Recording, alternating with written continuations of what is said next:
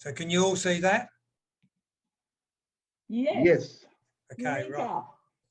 Okay, right. Well, so in September last year, a group of us, some friends and us, went to visit a number of the northern New South Wales parks.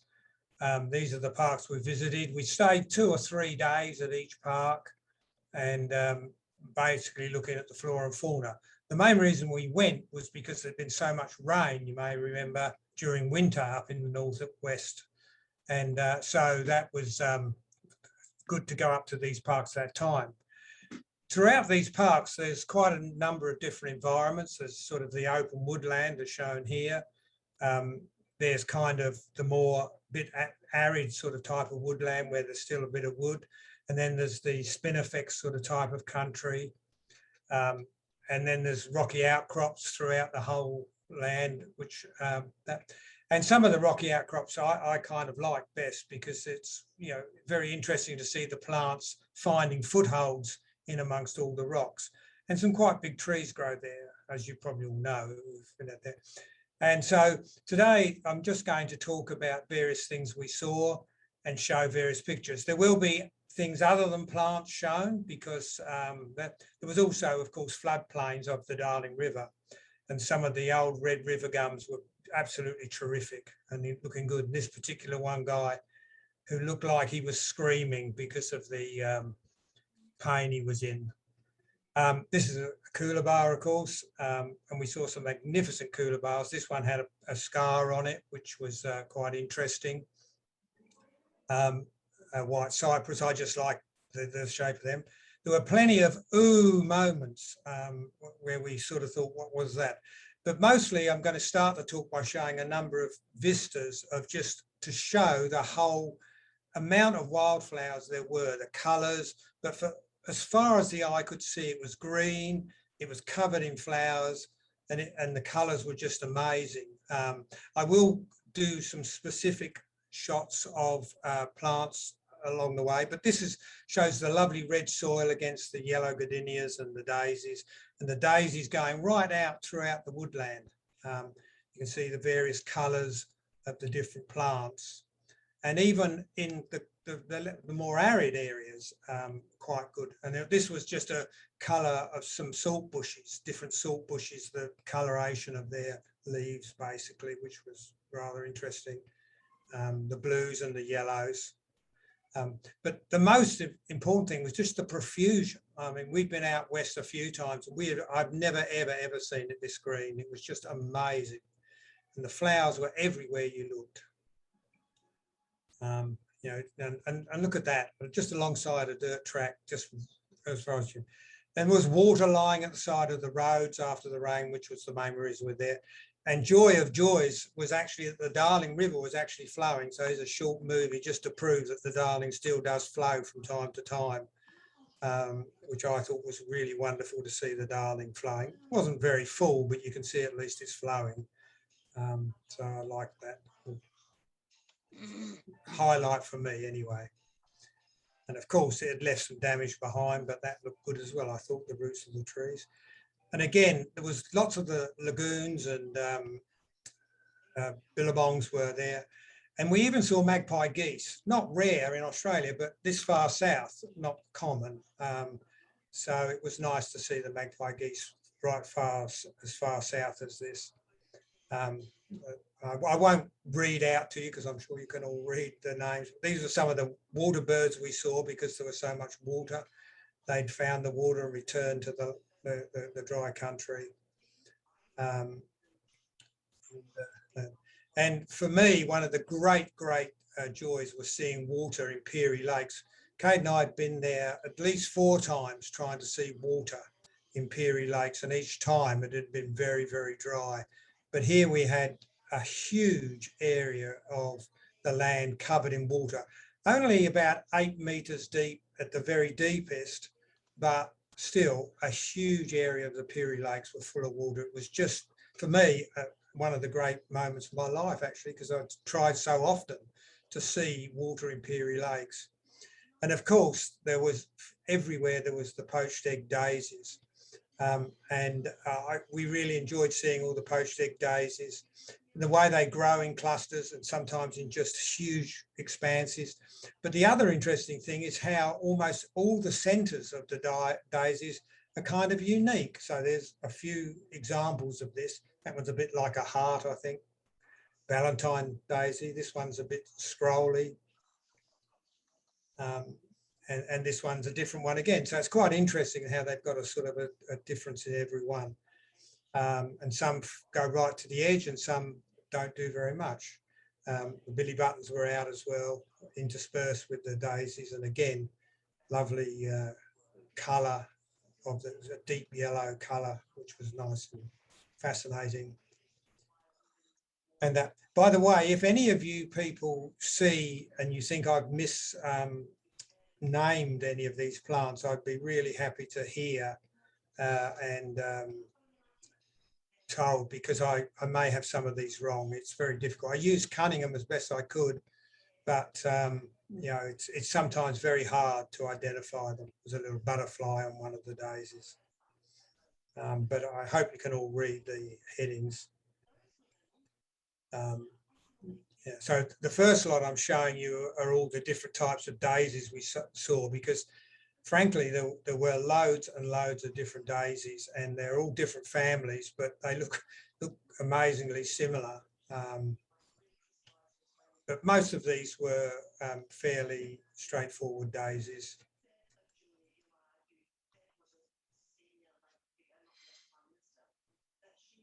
Unfortunately, the blue in this didn't come out very well. It's a very blue flower, and I always find blue in photographs doesn't quite translate.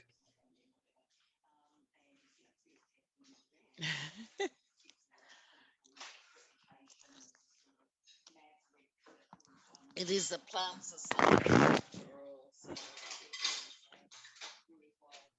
can get one of those ice creams for her. Are they? Yeah, I might end up eating two, I think. I can bother waiting for Dad. Do you want another half? Enough? I'm sure Dad will eat something on the way. Tony, for some reason we can't hear you at the moment, or I can't. I'm not saying anything at the moment. I'm just showing you the photographs. Unless you want me to read out the captions. These are just all different daisies. I hope that people are not bored by them. But again, no. It was just showing through how they grow. This is the weights here. I quite kind of like these. I think they're a fairly complex flower head, and I kind of really like these. But I haven't seen many of them before. They're one that seems to come up better when there's a lot of rain. And I love the way other plants grow in the middle of them. Now this, I just want to pause it here on that one. I'll let it go to the next. Because I want to tell a story about this. It didn't stop, sorry. I'll just pause it and tell a story about the previous one. When I was identifying that previous plant, I couldn't find it in Cunningham exactly. And so I found one that looked a bit like it, but the leaves were slightly different. So I was in touch with Gavin Phillips, who's at the seed bank at the Botanic Gardens. And when I told him I thought I had a photograph of this particular daisy, he said, "Oh, please send it in to me, because it hasn't been recorded as being seen since about 1880. He said it'd be really, really good if we could see that. So I sent it in to him. And I said to him, well, I'm not sure it is the right one, because the leaf looks a bit wrong to me. So I sent it in to him, and he came back and said, yeah, it is not the one you said, but he said it's still a very good find, because in fact, it's the bird daisy, as it said, tangled bird daisy. He said, and that's never been recorded that far north. So it was a new recording. So he put it in the database for a new recording. So I was quite pleased about that. So we're coming very near the end of the daisies now. So and we're just looking at some of the other sort of chennopods, basically, in with the and this is the last of the daisies, the beautiful Brunonia. I think these are just amazing. The blue comes out better on these, especially if you take them in shadow. and then a few more of where there's several different daisies all growing at the time. And that kind of looks almost like an arrangement, I think. Oh, yeah, okay. And I don't know what this one was. I couldn't find that one. So, No, I can't hear enough. so now we'll do some of the chennapods again. So, and just the poverty bushes are quite different, I think. You know, the way they look. So these are all the chenapod family, salt bush. Anything I can do is leave and come back in again. Do you want me to pause it while Lloyd joins? I can hear him talking. Are you in Zoom? What are you doing? Yeah, that's it. Anyway, so these are all, as I said, chennapods.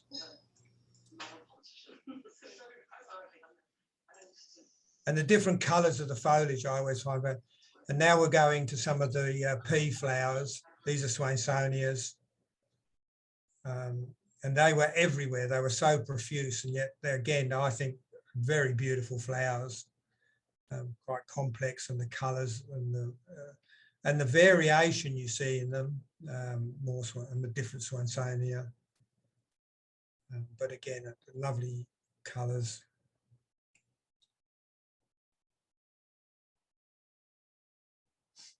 And that's the difference. But there's still the the difference in shading. This is a glycine, which they look so similar. So it's and this is Indigofera, which again is a similar.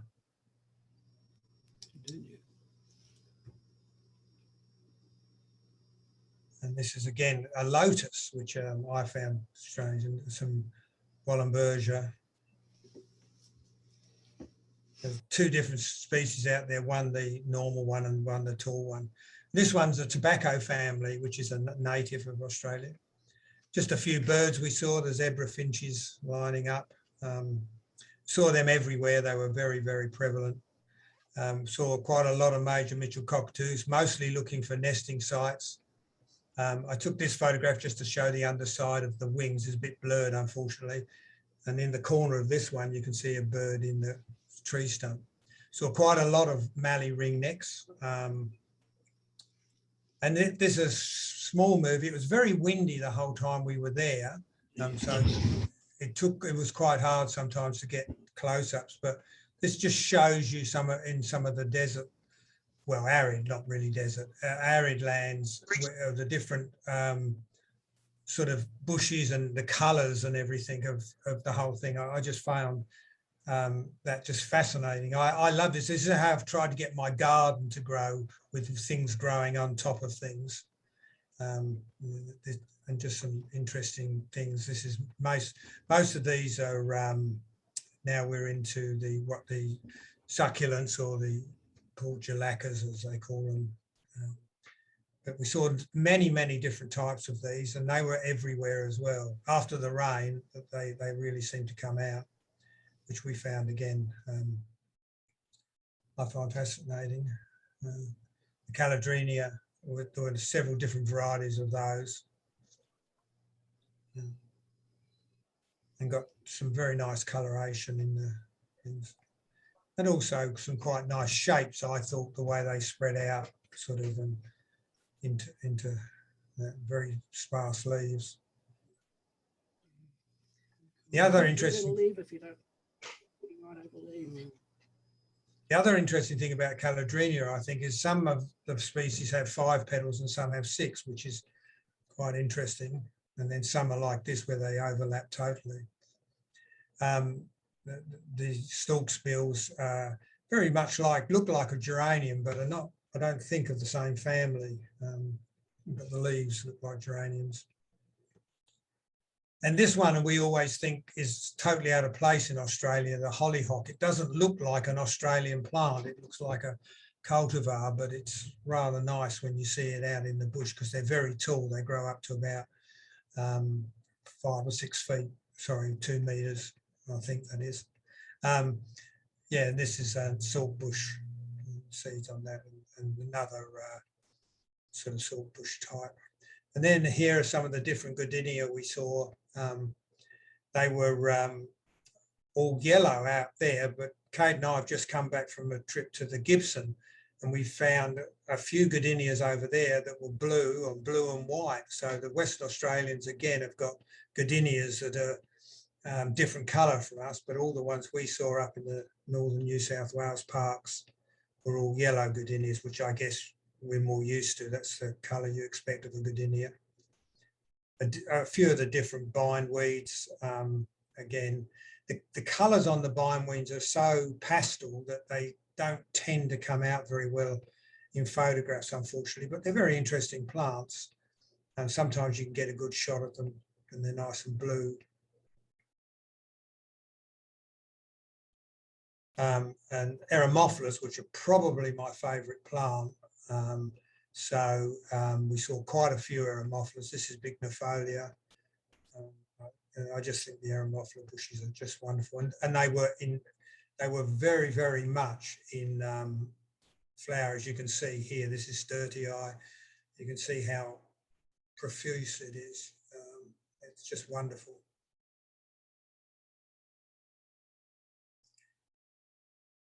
The other interesting thing is that we saw some of the white forms. Often Eremophilas do throw a white form of the normal colour, and we often saw the different colours. This one's called longifolia, and I guess you can guess why it's called longifolia, looking at the length of the leaves. But just the profuseness of the flowers was just fascinating. It was just wonderful. The colours as well.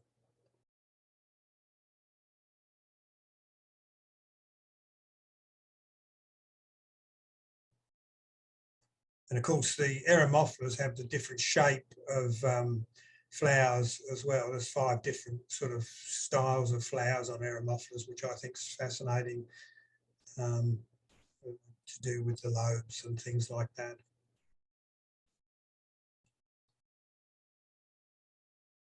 So lots of these.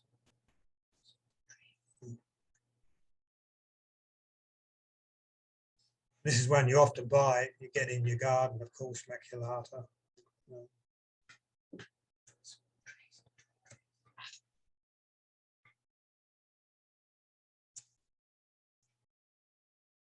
And there's a acacia with a Eremophila growing up to it. I thought the nice combination of the sort of whitish.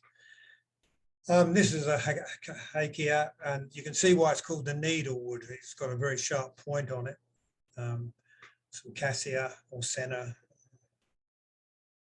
just to give you some idea of how high they were and how profuse again. We saw quite a few different cassia.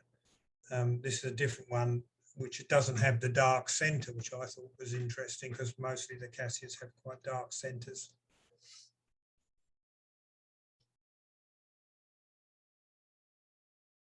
And this is one you see all over Australia, the butterfly bush, which again is very, very nice, but it's very, very common. And we saw this again, McGregor aurii, all along the side of the road. It looked like little drops of snow. They're beautiful little plants. Again, mostly after rain, you see the profuseness. But there was just so much of everything. And amazingly, inside the roads, we saw often the sundews. They weren't quite out in flower yet, so I didn't get any flowers, but was quite surprised to see sundews out there. A couple of other things we saw. Of course, the old blue-tongued lizard, which we used to have in our backyard, but no more, unfortunately. Bearded dragon. And my favourite of all the lizards. Which way is he going? And we found this little curl snake under some iron that had been discarded. And this little gecko as well, he was under the same pile of iron.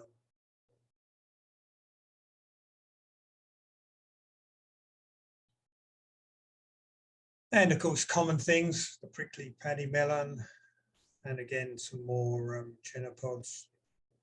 Again, fairly prickly, but very interesting sort of flower, I suppose you can call it. I don't know why this is called a monkey flower, but I think it's interesting. It's a very interesting little flower. Nice colour, quite profuse after rain. I didn't.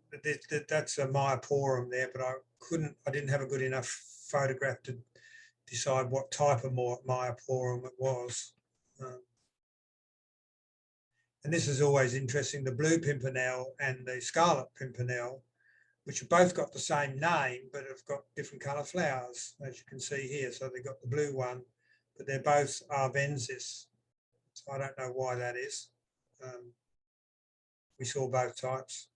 Saw a lot of Telotus. Again, another plant I'm really interested in. Have grown it here in my backyard. It's quite an interesting plant to grow.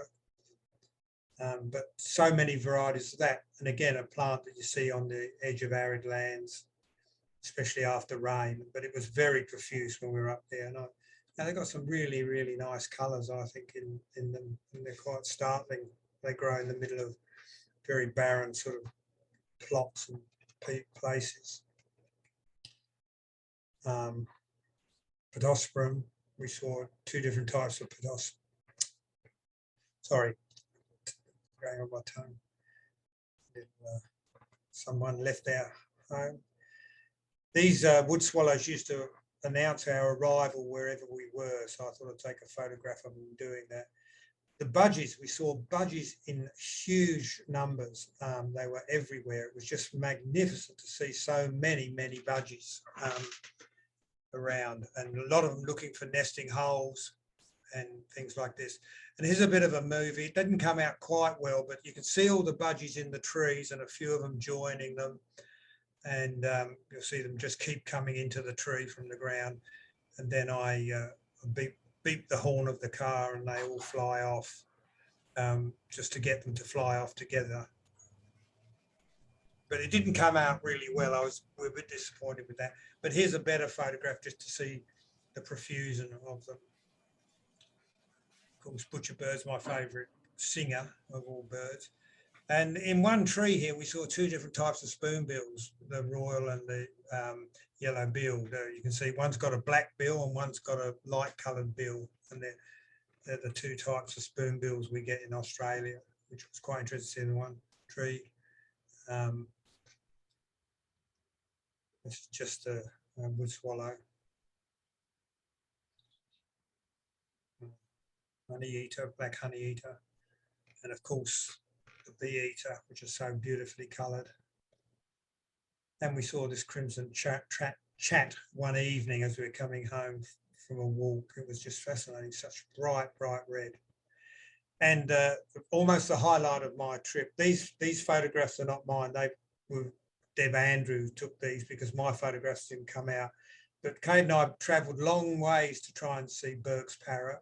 It's a very ephemeral bird, only appears where water appears. So it was great to see the Burke's parrot, for me anyway. It was a great honour to see them. Some cave paintings, not nearly as good as the Kimberley cave paintings, but interesting. It's a very interesting flower, mainly because of the leaves, I thought, or lack of leaves almost.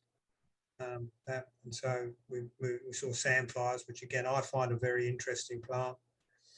This is called a crumweed, and of course it's just a seed pod, but nice coloration on the seed pod. I think it's a bit fascinating. This is Nardoo, and I just this is Gavin. We met Gavin a few times on the trip, and he showed us this plant here. He was up there collecting seeds. He's the curator of the seed bank at the Royal Botanic Gardens, and he showed us this plant. Now, this plant that's in the jar here, he told us was one of the rarest plants in the world. It's a goodenia, but it's a goodenia that grows in water. He said he reckoned less than 20 people in the world had ever seen this plant because it only comes out, of course, when outback gets flooded. But I guess now there's more than 20 because we've got all the people who are watching this have now seen this plant. So we're now getting the numbers up on this. So it's not getting as rare as it was. But it was a fascinating thing. And Gavin's a really fascinating guy. He really helped us with a lot of the identification of plants, which so it was good of him to show us this particular plant. He also showed us a very rare Angophora, but I didn't get a very good photograph of that, so I haven't got that shown in this. Solanums, of course, relative of the tomato and the potato. But again, very nice plant, I think. It's just the lovely colour of the flowers offset by the greyness of the leaves always fascinates me. Philotheca, I like the way the flowers of the Philotheca are so formed. Again, a nice vista of the colour. Sidders, a few different sidders we saw, which I again find quite interesting because they grow in such rocky and dry and barren places, but seem to survive quite well. Quite interesting flowers. This is a grass. I don't know. Well, I'm not into grasses. And of course, the ubiquitous kangaroo was up there. And a very interesting tree formation, we thought, when we did it. And I always love the coolabahs, just the way, the shape. We saw some beautiful coolabahs, but I just love the way they lean over. This is just a river red gum in flower. There's a few gums here. This is a black box in flower. I got some close-ups of the flowers, the different flowers. Again, many of the eucalypts were in great profusion, so it was really interesting to see them. This is a green mallee. So the difference of the more open flower on the mallee. There's a bloodwood before the flowers have opened, and then with the flowers opened. It's quite interesting to see that. Sort of a creamy colour. And we saw this one, which is the inland bloodwood, which is a bit redder or pinker, I suppose, which again was very, very interesting. Some of the coloration on the barks is very interesting. This is a pinbush wattle, and I think when you see the close-up, you'll understand why, because of the sharp point on the end of the leaves of the pinbush wattle. It's quite an interesting wattle. River Cuba. I'm not very good at wattles, but I do like them. Find them very interesting. This spur wing wattle's got a really interesting leaf. You can really see the spur wing, I think, anyway. And hot bushes, again, not a plant that people look at very much, but they're quite complex when you look at the flower heads. And then we saw 3 or 4 different types of hot bushes. And they're quite pretty, I think. The colour's very bright.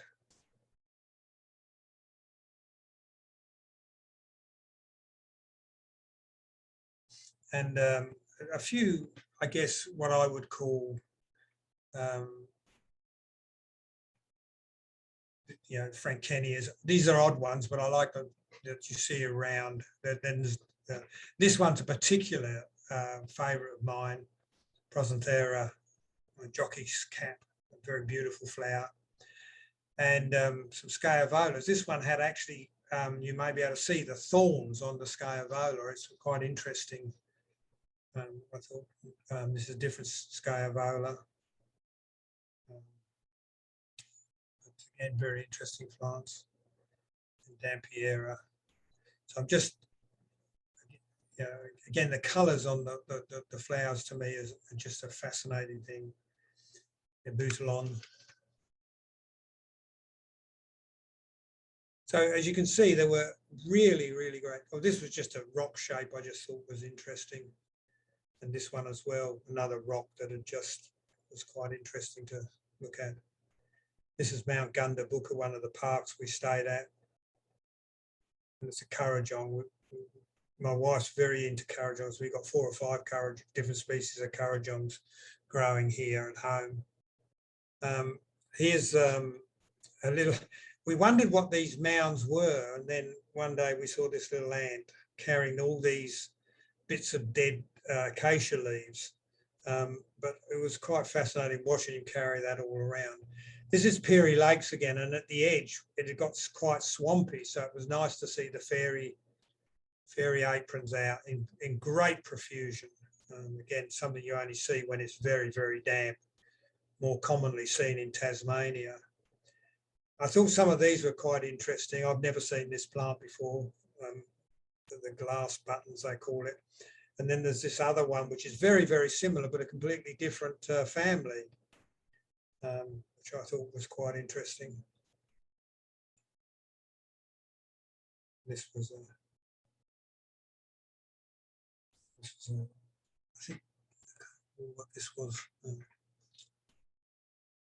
And grevillea, the grevillea were out in great profusion, as you can see. And this particular one, I think, is a very beautiful one. I'm surprised it's not a cultivar, but it's very, very brightly coloured, and it's very profuse. Maybe it's a bit too large. I think this is now called Syringia, not the name I had up there. I think the name's changed, but it's hard keeping up with all the name changes. The Calitrix, you see Calitrix all over Australia, of course. And again, this is quite fascinating. I love the difference here. See, some have got red centres and some have got yellow centres. It's quite fascinating, I find. And again, the colour of these flowers change as they get a bit older, which is really nice.